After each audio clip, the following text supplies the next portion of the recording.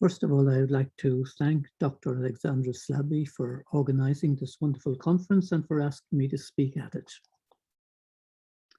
Donegal Moyni Dunamoni was the first guardian of the newly founded St. Anthony's Irish Franciscan College in Leuven in May 1607.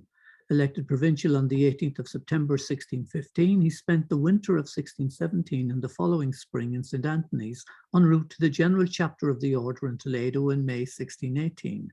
During a sojourn in St. Anthony's, he wrote De Provincia Hiberniae Sancti Francisci, concentrating mainly on the destruction wreaked on Irish friaries by the Henrician and Elizabethan Reformations. He was particularly nostalgic when reflecting on Donegal, his former novitiate. Donegal was a thriving community of 40 friars under the patronage of the O'Donnells. O'Moyni was singularly fond of a Rua Red Hugh O'Donnell, who died in exile in Samancas in 1602. The friary was commandeered by Crown forces in 1601, was later badly damaged by fire and subsequently pillaged by English soldiers. The current situation in 1617 was now stark. The friars, however, to this day live in places of refuge near the confines of the old convent. They observe a conventual life and have always a community of at least 12.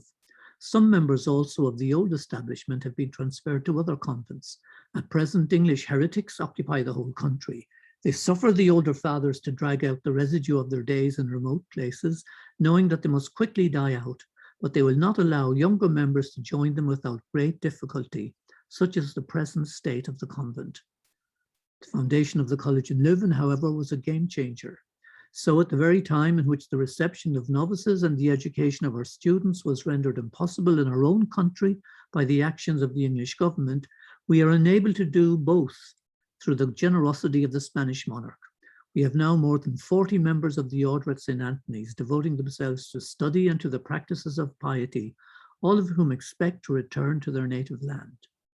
By 1617, O'Moyni notes that Leuven had more friars than Donegal at its peak. O'Moyni implicitly considers Leuven to be the new Donegal, stating that it was unicum remedium ad conversandum provinciam, the one remedy for saving the province. By 1629, the college had produced 3 archbishops, 1 bishop, 3 provincials, 40 guardians, 50 preachers and confessors, 18 lecturers in philosophy and theology who taught in the college, 16 who taught elsewhere, as well as 11 who are actually teaching there, and 4 missionaries to Scotland.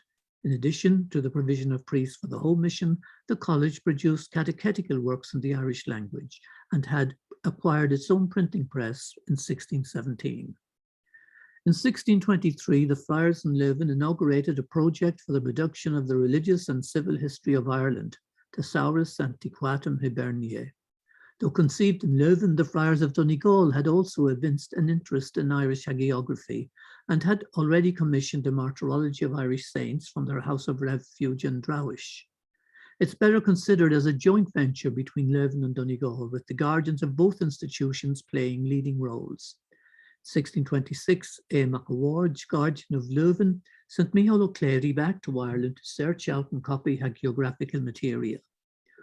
O'Clery was a member of a famous hereditary literary family that served as historians to the O'Donnells of Donegal. He joined the Franciscans as a lay brother in Leuven about 1623.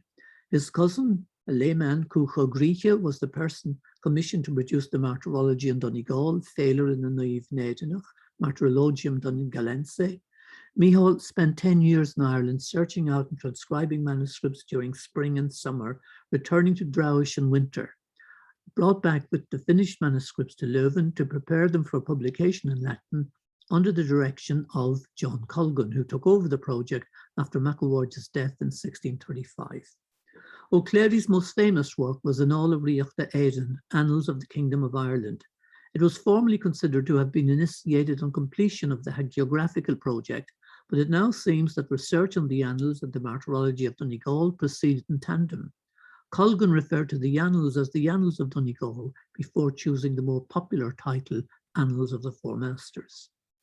The Irish Franciscan community in Donegal in the 1620s and 30s was no intellectual backwater, but was fully in sympathy with the objectives of the Leuven Hagiographical Research Project undertaken by Micheal O'Clery. The principle of collaboration with lay professional historians was already established, and the need for scholarly use of the most authoritative manuscript sources was clearly recognised. Due to lack of financial resources, the vast majority of the material sent to Leuven did not make it into print. We have three works: Folklore no Sanasan Nua, 1643, a dictionary of difficult words encountered by Micheal O'Clery in his travels; 2, Actus Sanctorum Hibernia, 1645, the lives of Irish saints whose feast days occurred between the 1st of January and the 31st of March. 3 more volumes were projected but never appeared. And 3, Triadis Thaumaturgae, 1647, the lives of the 3 patrons or wonder workers of Ireland, Patrick, Bridget, and Columcille. The Irish Friars of Leuven also made a substantial contribution to European theological thought in the doctrine of the Immaculate Conception. The General Chapter of the Franciscan Order at Toledo in 1606 launched a campaign to promote this doctrine. It was also dear to the Habsburg dynasty. Philip II and Philip III wore an image of the Immaculate Conception on their armour. Archduke Albert of the Spanish Netherlands had an image of the Immaculate Conception on his battle standard. Flario Micheal Mac, founder of Leuven College, was a theologian of international repute. His Tractatus de Sancti Agostini Sensu Circa Beate Maria Virginis Conceptionem, Antwerp 1619, was the first major treatise to provide a philosophical, theological, and intellectual foundation for the Spanish monarchy's campaign to get a formal definition from the papacy for this doctrine. Micheal Mac also responsible for the publication of a report on the efforts made by a Spanish royal delegation sent to Rome in 1618 to try and convince Paul V to make this definition.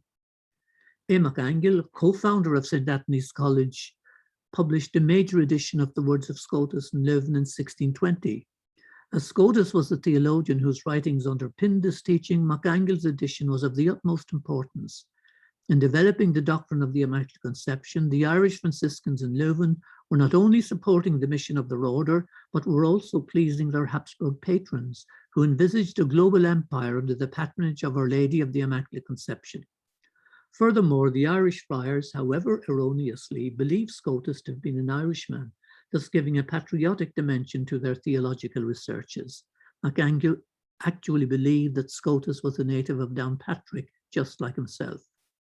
To return to Philip III's delegation to Rome in 1618 to try and convince Paul V of the need to solemnly define the doctrine of the Immaculate Conception. The Irish Franciscan Luke Wadding was theological advisor to this delegation. Micheal Mac in Leuven was continually badgering him to send him his report on the mission. It was published in Leuven in 1624. Though the Spaniards failed to convince the Pope, Wadding was to remain in Rome for the rest of his life. A group of Spanish Descalced Franciscans opened a convent in Rome in 1622, dedicated to Saint Isidore the Farmer, patron of Madrid, who was canonized in 1621. As a result of financial difficulties, they had to abandon the unfinished convent. Paul V passed the building and the accumulated debts on to Benignus of Genoa, Minister General of the Franciscans, and like Wadding, a member of the royal delegation of 1618. Wadding offered to take over the convent on condition that he could turn it into a college for the training of Irish Franciscans, and so Collegio Sant'Isidoro came into being on the 13th of June, 1625. Wadding succeeded in paying off the debts in 5 years, completing the building and enlarging it from one capable of housing 12 friars to one able to host a community of 60. He was responsible for upgrading and including St. Patrick into the new universal calendar of the Church, 1630. He recast the breviary readings for St. Patrick so that the saint would meet the stringent criteria for sanctity demanded by the post-Tridentine Church. 2 life-size murals of Saints Patrick and Bridget adorned the portico of the church, including verses in Old Irish from the 9th century martyrology. This is a kind of visual continuation of the hagiographical project of Donegal Leuven. Wadding turned St. Isidore's into the great European centre for Scotistic studies in the 17th century. In addition to writing a history of the Franciscan order, he edited the complete works of Scotus in 16 volumes in Lyon in 1639. The college trained more than 70 professors who taught Scoticism in various European universities. 1671, 14 years after Wadding's death, Emanuele da Como decorated the Aula Maxima, in a tribute to the Irish Franciscan contribution to Scotism and the doctrine of the Immaculate Conception. On the left wall, there are 4 Irish Franciscan archbishops, and on the right, 4 Irish Franciscan scholars. Apart from Wadding and Morris O'Fihely, the other 6 were either founders, guardians, lecturers, or students in Leuven. None of the 4 archbishops was ever a member of St. Isidore's College. Neither was the hagiographer John Colgan depicted on the right wall. The aula is as much a celebration of St. Anthony's Leuven as it is of St. Isidore's. It highlights the creation of an Irish community in exile, renegotiating its identity in the service of the Universal Church, the Franciscan Order, and the Habsburg dynasty. Pressure of space in Leuven made the friars consider opening a 3rd institution. The restoration of Catholicism in Bohemia after the Protestant revolt against Habsburg rule in 1618 provided a suitable opportunity. In early 1629, Malachi Fallon was sent from Leuven to sound out possibilities. He wrote back on the 13th of March that Prague was a better location than Vienna, the imperial capital. Adalbert von Harrach, Cardinal Archbishop of Prague, was well disposed, and Emperor Ferdinand II granted a charter of foundation on November 1629. Patrick Fleming, a member of the hagiographical team in Leuven, was appointed first guardian in Prague in 1630. The college was formally opened and dedicated to the Immaculate Conception on the 6th of June 1631.